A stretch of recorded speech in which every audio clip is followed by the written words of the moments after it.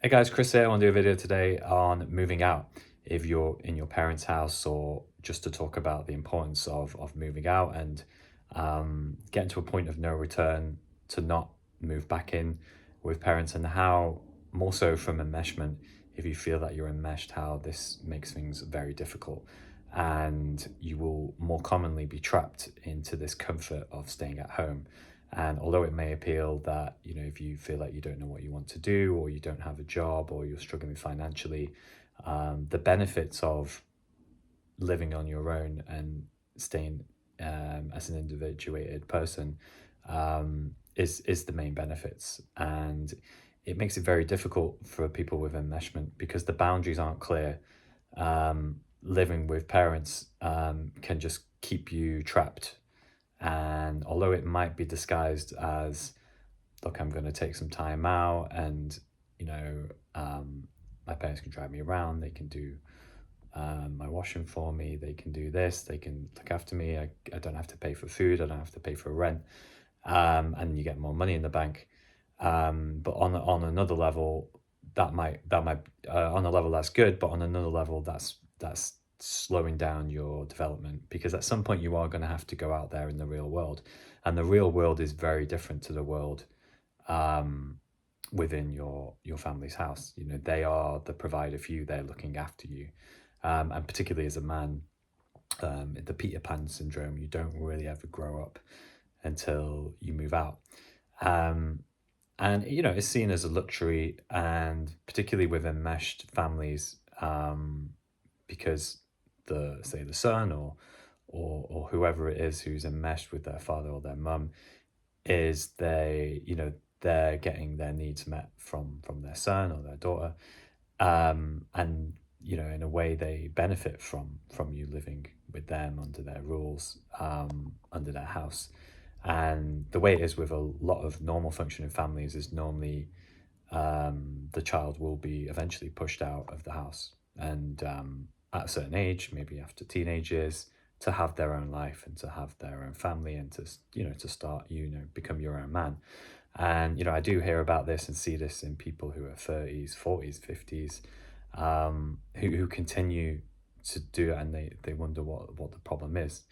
Um, and and the common problem sometimes I heard in like the dating things is like, oh well, I live with my parents if I'm on a date, and I don't want to bring someone back home when I'm not my parents. And so these are obviously some of the problems that are faced. And it's that freedom as well, and getting to know who you really are. I mean, that's one of the main things as well. And if you're enmeshed and you're getting intruded on every few minutes, constantly being asked questions and being having your personal space invaded, it can be very freeing to then have your own space and relax, and start your own life. Remember, if you want to be in control, you've got aspirations of being a millionaire or having your own business, or really looking after yourself, meeting somebody, you have to prove that you can take care of yourself. You can't really meet somebody. You have to aim to take care of yourself before you can take care of somebody else. And this can be a trap which needs to be identified. And particularly in the pandemic, as I sort of explored as well, and with other people, is a lot of people moved back in with their parents to save money. And I always remember I was recommended from my therapist at the time to do the best you can to look after yourself, and to because it's a common thing where everybody is perhaps moving back in to save money. um, and that's one thing, is a good thing to never look at, like just to save money. You want to focus on yourself and your growth, and know that your spiritual growth is being tampered with, you know. Um, and if you're from an enmeshed family, it's important to have that separateness, to individuate, and to fully have things on your terms. Because if you live with parents, it's very difficult. It's always under their rules, their house, like going back to being a child again, and that just can't be very good for your psyche. And normally things like this, when I moved out, you might think you're saving loads of money, but you make so much more money, because because you'll grow, you can focus more, you can live your own life. Um, and yeah, and there's always going to be stuff highlighted. Your parents will somehow get involved in your life again, be asking where you're spending your money, what's going on here, what's going on there, what you're going to do.